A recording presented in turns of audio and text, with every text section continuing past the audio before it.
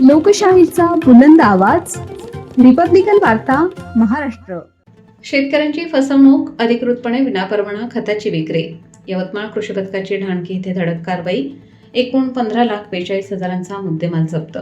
जिल्हा परिषद कृषी अधिकारी यवतमाळ गुण नियंत्रक राजेंद्र आनंदराव डोंगारे यांना 15 मे 2026 रोजी गोपनीय माहिती मिळाली आहे की ढाणकी येथील उमरखेड रोडला लागून असलेल्या धनंजय मेटकरे यांच्या शेतात राजस्थान पासिंगचा एक मोठा ट्रक क्रमांक RJ07 GE 3591 उभा असून त्यामधून अनधिकृत खताची विक्री सुरू आहे.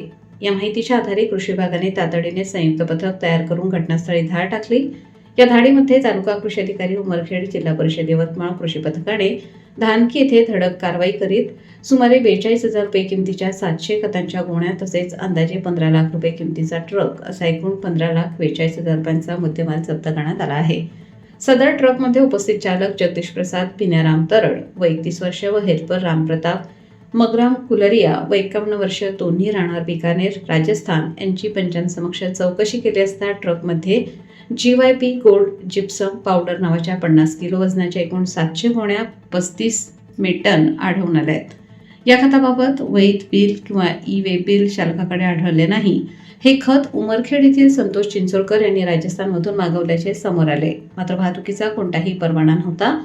सदर खत संशयास्पद वाटल्याने कृषी पथकाने खताचे नमुने सीलबंद करून प्रयोगशाळेत तपासणीसाठी पाठवले आहेत. या प्रकरणी कृषी अधिकारी डोंगारे यांच्या तक्रारीवरून बिटरगाव पोलीस ठाण्यात आरोपींविरुद्ध BNS 2023 कलम 318(4), 3, 5 यांच्यासह रासायनिक खते नियंत्रण आदेश 1985 आणि अत्यावश्यक वस्तू अधिनियम 1955 अंतर्गत गुन्हा दाखल करण्यात आला आहे. पोलिसांनी आरोपींसह मुद्देमाल जप्त केला असून बिटरगाव पोलीस स्टेशनचे ठाणेदार पांडुरंग शिंदे यांच्या मार्गदर्शनाखाली उपनिरीक्षक सागर अन्नमवार, मोहन चाटे व त्यांचे सहकारी पुढील तपास करत आहेत. रिपब्लिकन वार्ता महाराष्ट्र न्यूजसाठी Vidarbha उपसंपादक Rajesh Dhole, Yavatmal. Subscribe now and press the bell icon. Never miss an update.